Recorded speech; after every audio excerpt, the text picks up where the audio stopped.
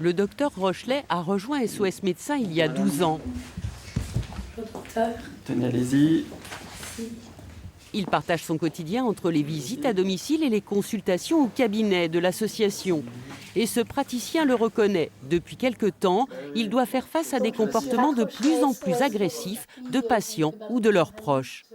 Oui, ça peut être des contestations sur des durées d'arrêt de travail, des contestations de prescriptions médicamenteuses, comme je pense que c'était le cas l'autre jour pour ma collègue.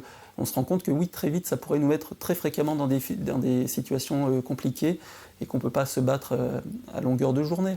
Comme tous les praticiens de SOS Médecins Dijon, solidaires de leurs collègues agressés le 30 octobre dernier, le docteur Rochelet ne consultera pas vendredi. Une décision que comprend cette patiente. C'est pas normal qu'on vienne agresser comme ça les médecins, surtout même au cabinet médical, encore dans la rue ou bon, dans des zones un peu difficiles, ça se comprend très bien.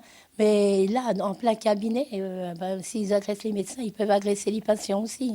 Des agressions verbales ou physiques comme mercredi dernier, des incivilités envers les médecins qui se multiplient dans toute l'agglomération dijonnaise, pas simplement dans certains quartiers, comme tient à le préciser le docteur Reda Zerkaoui. C'est quelque chose qu'on rencontre n'importe où et quels que soient les milieux sociaux. C'est quelque chose qui est vraiment, qu'on rencontre vraiment partout.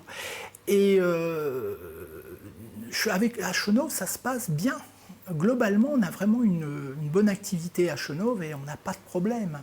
Après un arrêt des visites et des consultations en journée ce vendredi, SOS Médecins reprendra son activité à partir de 20 h.